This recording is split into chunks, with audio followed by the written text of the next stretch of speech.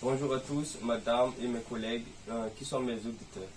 Je me tiens ici présent pour vous exposer à propos de l'effet Corona.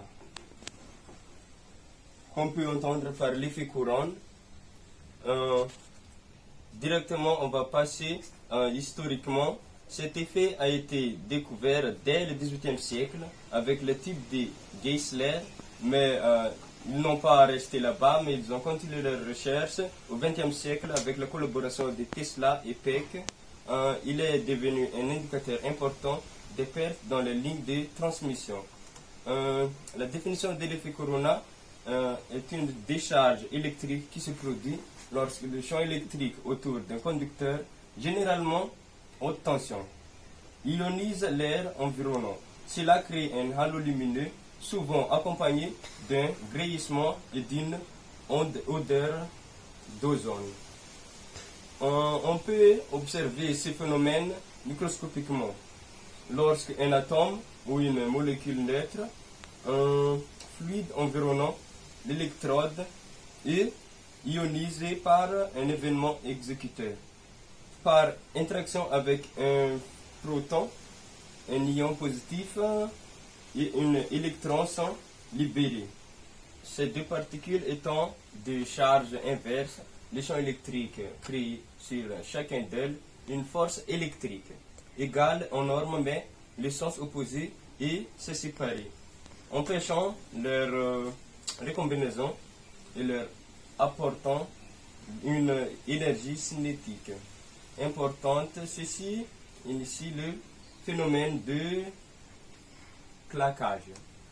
Et l'électron étant de masse beaucoup plus faible que l'ion, il est en collision inélastique avec des atomes neutres, ce qui tend à créer de nouvelles paires électrons positifs qui se suivront même processus. Ce phénomène apparaît lorsqu'il y a une tension élevée dans la transmission de courant, lorsque aussi qu'il y a un conducteur fin ou mauvaise isolation de courant et présence d'un fluide comme l'air ou des liquides qui peut former des étincelles qui fait apparaître ce phénomène de l'effet Corona. Il existe une formule associée à cet effet qui est le champ égale tension sur rayon fois ln de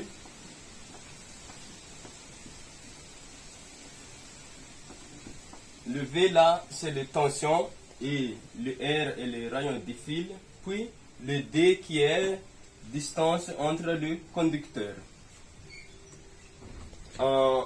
Actuellement, la technologie utilise souvent cet effet pour filtrer l'électrosation et puis en imprimante laser, il y a la manipulation des charges et puis détection lorsque des lignes haute tension. Il y a aussi le ioniseur qui utilise en industrie.